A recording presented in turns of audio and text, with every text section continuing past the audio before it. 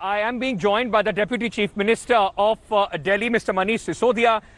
मनीष जी, बहुत बहुत शुक्रिया आपका हमसे बात करने के लिए। जून 15 तक आपने कहा कि 44,000 केस होंगे और हमें 6600 बेड चाहिए होंगे। जून 30 तक 1 लाख केस, 15,000 बेड। जुलाई 15 तक 2.5 लाख केस, 33,000 बेड। और जुलाई 31 तक 5.5 लाख केस और 80,000 बेड। दिल्ली में इस समय करीब 9,000 बेड की तैयारी है। कैसे तैयार करेगी सरकार? इतने बड़े प्रोजेक्शन को लेकर डरा दिया है आपने सबको? नहीं, देखिए, मैं डराने की कोशिश नहीं कर रहा हूं। मेरे सिर्फ आज जो एसडीएमए की मीटिंग हुई उसमें कुछ डेटा हमारे सामने रखा गया और जो एक्सपर्ट्स हैं, जो ऑफिसर्स की टीम है, उन्होंने पूरा आकलन करके कि अभी तक दिल्ली में जिस स्पीड से कोरोना के केस सामने आए हैं उसमें हर 12-13 दिन में ये आंकड़ा डबल हो जा रहा है। आज की तारीख में करीब 30,000 केसेस हैं। 30 जून तक होते होते ये 1 लाख केसेस हो जाएंगे, जो 15 जुलाई तक अगर इसी स्पीड से बढ़ता है, अगर ये स्पीड बढ़ती है, और जैसे कि हमें आशंका है कि अब जबकि लॉकडाउन खुला है और पूरे देश भर से भी अगर लोगों के यहाँ आके, दिल्ली में आके अस्पतालों में भर्ती होंगे, उनके टेस्ट होंगे, तो वो भी होगा। उसके लिए भी हमें मेंटली प्रिपेयर रहना चाहिए कि अगर अभी तक के रेट पे बढ़ेंगे तो ये आंकड़े हैं कि 30 जून तक 1 लाख केस हो जाएंगे और 15 जुलाई तक फिर वो लगभग 2.25 लाख हो जाएंगे। 31 जुलाई तक लगभग 5.5 लाख केसेस हो चुके होंगे। अब इनके लिए जो अभी तक सिम्टोमेटिक लोग जिनको बेड्स की आवश्यकता होती है, तैयारी क्या है? नहीं, तैयारी हमारी अभी यही थी कल तक, जिस तैयारी पे हम चल रहे थे कि दिल्ली में करीब 10,000 बेड्स पे हम हैं। और जो आज की तैयारी के हिसाब से 30,000 केस जब दिल्ली में एक्टिव, 30,000 का आंकड़ा पॉजिटिव आया है, तब तक बेड रिक्वायरमेंट जितनी है उससे ज्यादा, उससे पूरी सफिशिएंट, पूरी कैलकुलेशन के साथ हम चल रहे थे और अभी भी हम उसी कैलकुलेशन पे चल रहे हैं। आज एसडीएमए की मीटिंग में भी हमने यही कहा कि अब हमें ये नहीं देखना है कि अभी तक की कैलकुलेशन के हिसाब से कितने बेड चाहिए। अब तो हमें मिनिमम 80,000 बेड तो 31 जुलाई तक चाहिए, लेकिन उससे ज्यादा पे काम करने की जरूरत पड़ेगी। और आज एसडीएमए की मीटिंग में भी ऑफिसर्स को भी कहा गया है, पूरी सरकार इस पे काम करेगी और जितना हमसे हो सकेगा, जितना सरकार से पूरी तरह से संभव होगा, उतनी संख्या हम इसको लेके जाएंगे। मनीष जी, दिल्ली का कंपैरिजन जो हो रहा है वो मुंबई से हो रहा है। मुंबई में ऑलरेडी 50,000 केसेस हो चुके हैं और दिल्ली में भी लगातार केस बढ़ते जा रहे हैं। मुंबई में तैयारी अगर आप देखें तो फील्ड हॉस्पिटल आपको दिखाई पड़ रहे हैं। आपको अगर मुंबई में आप देखें तो जो सरकार है वो बड़े बड़े स्टेडियम को आइसोलेशन वार्ड्स और हॉस्पिटल, टेम्परेरी हॉस्पिटल में डेवलप कर रही है। दिल्ली में इस तरीके से तैयारी अभी नहीं दिख पा रही है। तो क्या अभी हम ये मान के चलें कि दिल्ली अभी उस स्टेज में पहुंचा नहीं है? अभी उस स्थिति में आपकी तैयारी जो बड़े बड़े स्टेडियम है उसको लेकर कन्वर्ट करने की नहीं है? अंकित, देखो, हमें इसकी ग्रेविटी को समझना पड़ेगा। दुनिया की सबसे best of the best health models जो डेवलप्ड कंट्रीज के थे, वो भी कहीं ना कहीं इस बीमारी के सामने छोटे पड़ते देखे हैं। हमने ये भी देखा है कि किस तरह से अमेरिका, यूरोप की पूरी हेल्थ व्यवस्था चरमराई थी। हमने मुंबई के मॉडल से भी समझा है, इसीलिए एक नया मॉडल भी हमने यहाँ विकसित किया, क्योंकि मुंबई से सीख लेते हुए और बाकी शहरों से सीख लेते हुए कि हमने यहाँ होटल्स पे भी ध्यान दिया। क्योंकि जब आप फील्ड हॉस्पिटल बनाने के लिए पहले स्टेज पे जाते हैं तो वहाँ आपको बहुत तरह के टॉयलेट से लेकर और तमाम चीजों की जरूरत पड़ती है। उतने ही बेड्स हम होटल्स में ले रहे हैं जहाँ की पहले से टॉयलेट्स मौजूद हैं, जहाँ की पहले से रूम, गद्दे, बेड वगैरह मौजूद हैं। सिर्फ ऑक्सीजन सिलेंडर लगाने की वहाँ जरूरत पड़ेगी। तो उतने बेड्स की व्यवस्था हम बड़े होटल्स में कर रहे हैं। उसके इसीलिए मुख्यमंत्री जी ने कहा था कि हम प्राइवेट हॉस्पिटल्स, होटल्स, इस सब के साथ में संख्या को आगे बढ़ाएंगे। और जो आपने फील्ड का कहा, फील्ड में भी बेड्स बढ़ाए जाएंगे। भारत सरकार ने भी कहा है कि रेलवे में हमने व्यवस्था की है, उस व्यवस्था को भी हम उपयोग करेंगे। तो जो जहां तक भी इसको स्ट्रेच किया जा सकता है, फील्ड में लेके, होटल्स में लेके, प्राइवेट हॉस्पिटल में लेके, हम उसकी पूरी लिमिट को स्ट्रेच करेंगे। लेकिन हमें देखना भी पड़ेगा कि दिल्ली में जिस स्पीड से आंकड़े बढ़ रहे हैं, वो आने वाले समय में कितनी जरूरत हमें पड़ सकती है, वो हम देख रहे हैं। मनीष जी, जैसे आपने बताया कि होटल्स को भी हॉस्पिटल के साथ अटैच किया गया है। अगर कोरोना ऐप पर भी देखें तो जो दिल्ली के सरकारी अस्पताल हैं उसमें अभी 1100 बेड खाली दिखाई पड़ रहे हैं, LNJP हो या GTB। और जो प्राइवेट हॉस्पिटल्स हैं वहां पर बिल्कुल बेड दिखाई नहीं पड़ रहे हैं। तो क्या आपको लग रहा है कि दिल्ली के लोग जो हैं वो प्राइवेट हॉस्पिटल को ज्यादा प्रेफर कर रहे हैं गवर्नमेंट फैसिलिटीज से, और वो बड़ी दिक्कत होने वाली है आगे जाके कि प्राइवेट हॉस्पिटल्स के बेड कैसे बढ़ेंगे? देखिए, हम इसमें कोई डिस्पैरिटी नहीं कर रहे। जो आदमी जहां जाना चाहता है, उसकी पेइंग कैपेसिटी है, वो प्राइवेट हॉस्पिटल में जाना चाहता है, वी वेलकम दैट। कोई आदमी कहता है भाई मुझे गवर्नमेंट हॉस्पिटल में आना है, हम गवर्नमेंट हॉस्पिटल में भी उसका स्वागत कर रहे हैं। लेकिन जो हमारी अभी तक की कैलकुलेशन थी, 12-13 दिन में डबल हो रहे थे केस, हम लगातार उसी हिसाब से बेड एक्सपेंशन करते चले जा रहे थे। आज हमारे पास में आज की जरूरत के हिसाब से ज्यादा बेड्स उपलब्ध हैं और हमने पूरा ऐप बनाया, उसमें 2-3 दिन लगे सारी चीजों को सेटल होने में, लेकिन आज वो पूरी तरह से सेटल है कि किसी भी अस्पताल का आपको देखना हो, प्राइवेट अस्पताल में बेड है कि नहीं है, किसी गवर्नमेंट में है कि नहीं है, ये सारी जानकारी आपको उस ऐप पे मिल जा रही है। तो आज की कैलकुलेशन के हिसाब से हम कोरोना से आगे चल रहे हैं और हम ऐसी उम्मीद करते हैं कि सारी टीम मिलकर, जिसमें हम एलजी साहब के साथ भी, भारत सरकार के साथ भी, दिल्ली के सारे फैसिलिटेटर्स के साथ मिलकर कोरोना से आगे ही चलना चाहेंगे, चाहे उसके लिए जो भी करना पड़े। आपकी जो कैलकुलेशन थी वो तो दिल्ली के लोगों के लिए थी, आपने इसीलिए कहा कि दिल्ली के जो अस्पताल हैं उन्हें दिल्ली के लोगों के लिए रिजर्व कर देना चाहिए।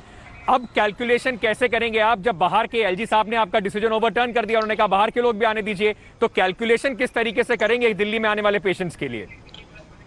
नहीं, कैलकुलेशन अब गड़बड़ाएगी, इसीलिए हमने कल ऑब्जेक्शन भी किया था इस पे। आज मैंने एसडीएमए की मीटिंग में भी एलजी साहब से भी पूछा था कि भाई जब आपने कैबिनेट के इस मैनेजमेंट, क्योंकि ये कुल मिला के बेड मैनेजमेंट ही था हमारा, इस मैनेजमेंट को खारिज किया है, तो कहीं ना कहीं आपने भी कुछ आकलन किया होगा, क्योंकि हमारे जो पुराना रिकॉर्ड है नॉर्मल टाइम का, दिल्ली से बाहर से करीब 50% पेशेंट सरकारी अस्पतालों में और 70% बड़े प्राइवेट अस्पतालों में लोग आते रहे हैं। तो आपका आकलन क्या है? तो अभी इंसिडेंटली उन्होंने मुझे बताया कि इस तरह का उन्होंने आकलन नहीं किया है, पर अब जब फैसला लिया है तो उस पर काम करेंगे, हम इससे डरे नहीं है। अगर इससे भी ज्यादा बढ़ेगी, इससे भी ज्यादा जरूरत पड़ेगी, तो सरकार पूरी ताकत लगा के अपनी मैक्सिमम स्ट्रेंथ तक इस पूरी मेडिकल फैसिलिटी को लेके जाएगी, ये मैं कह रहा हूं। पर साथ साथ ये भी कह रहा हूं कि हमें ये सीखना पड़ेगा कोरोना के अभी तक के स्प्रेड से, कि इस महामारी से कोई भी सरकारी, कोई भी देश का मेडिकल सिस्टम कहीं भी, वो हमने न्यूयॉर्क का भी देखा, हमने इटली का भी देखा, हमने चाइना का भी देखा है, हमने दिल्ली का देख रहे हैं, मुंबई का देख रहे हैं, भारत का बहुत बड़ी है, इसमें चूक होंगी, इसमें कुछ 100% कोई गारंटी लेके नहीं कह सकता कि आज के बाद हम ये कह रहे हैं। तो हम भी अपनी पूरी कोशिश से, जी जान से इसको करेंगे कि कहीं कोई कमी रह ना जाए।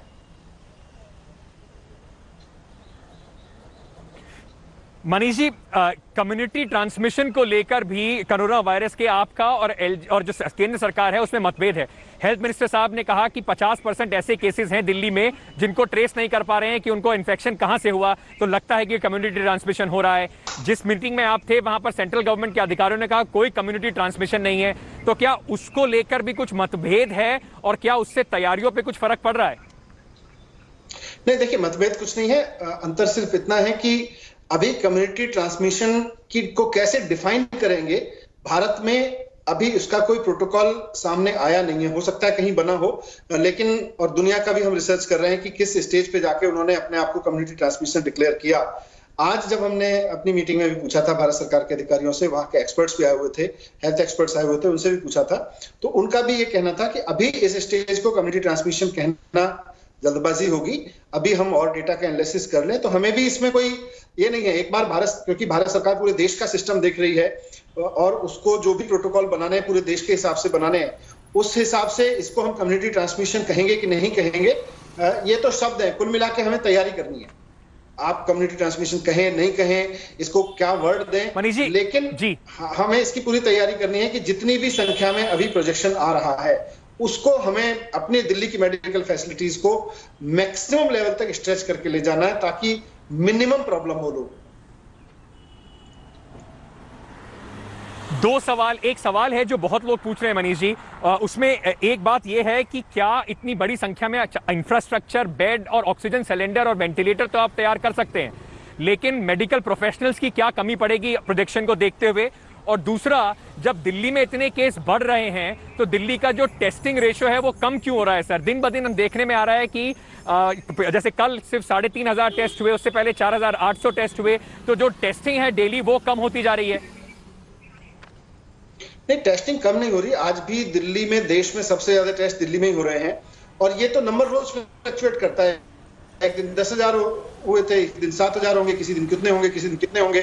तो ये आप रोज का पैमाना तय नहीं कर सकते कि कितने दिन में आज कितने टेस्ट हुए, कल कितने हुए, उसको कोई कंपटीशन थोड़ी है रोजाना।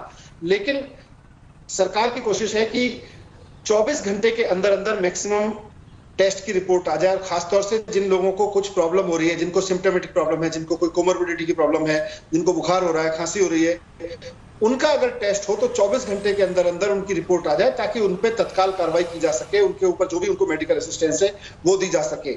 इसलिए सरकार ने कुछ व्यवस्थाएं बनाई थी, लेकिन उस पर भी एलजी साहब ने किया है। हमें कहीं कोई दिक्कत नहीं है, हमारा सिर्फ इतना कहना है कि किसी भी व्यक्ति को 24 घंटे के अंदर अंदर अगर टेस्ट रिपोर्ट मिल जाए, मैक्सिमम टेस्ट ही इसका, सारी दुनिया में से एक्सपीरियंस ये निकल के आया कि मैक्सिमम टेस्ट करिए, कॉन्टैक्ट ट्रेसिंग करते रहिए, तो आप इस बीमारी को रेगुलेट कर सकते हैं, इस पे कंट्रोल रख सकते हैं। हम भी सहमत हैं इससे। सर, जिस समय दिल्ली में इन्फेक्शन रेट बढ़ रहा है, उस समय दिल्ली खुल भी रहा है। दिल्ली में अब मोटा तौर से अगर देखा जाए तो सेंट्रल की गाइडलाइन के हिसाब से आपने दिल्ली में रिस्ट्रिक्शंस काफ़ी कम कर दिए हैं।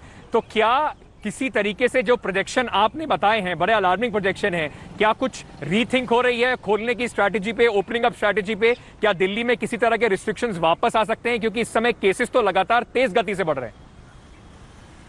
देखिए, जब लॉकडाउन लगाया था तब बिल्कुल भी ये सोच के अगर कोई चला कि भाई इसके बाद केस 0 हो जाएंगे और केस बढ़ेंगे नहीं, तो मुझे लगता है उसको लॉकडाउन से गलत अपेक्षाएं थी।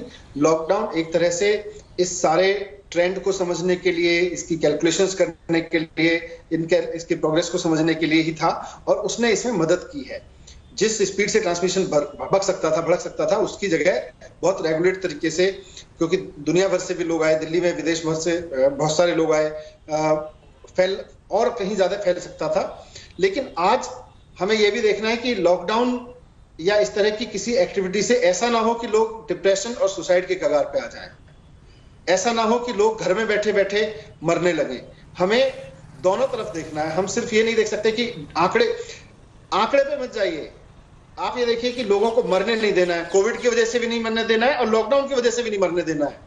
1 महीने, 2 महीने, 3 महीने लोग घर पे रहने के बाद में इस स्थिति में आ सकते हैं कि उनके अंदर डिप्रेशन पैदा हो रहा है समाज में। मुझे बहुत लोग कहने लगे थे कि भाई हम अपनी दुकान में, कनॉट प्लेस के व्यापारी या देश भर, दिल्ली भर के व्यापारी कह रहे थे कि साहब हम अपनी दुकान में बैठे हुए लड़के को, जब दुकान बंद है, छोटे छोटे भी दुकानदार हैं, सारे बहुत बड़े बड़े अमीर लोग नहीं है, कि साहब हम अपनी दुकान पे काम करने वाले लड़के को 1 महीने सैलरी दे सकते हैं, 2 महीने दे सकते हैं, दुकान लगातार बंद है, हम अपना घर कैसे चलाएं? हमारे सामने अब ये भी संकट है, 2 परिवारों के रोजगार पर संकट है। तो ये जरूरी फैसला था कि अब इसको अनलॉक किया जाए।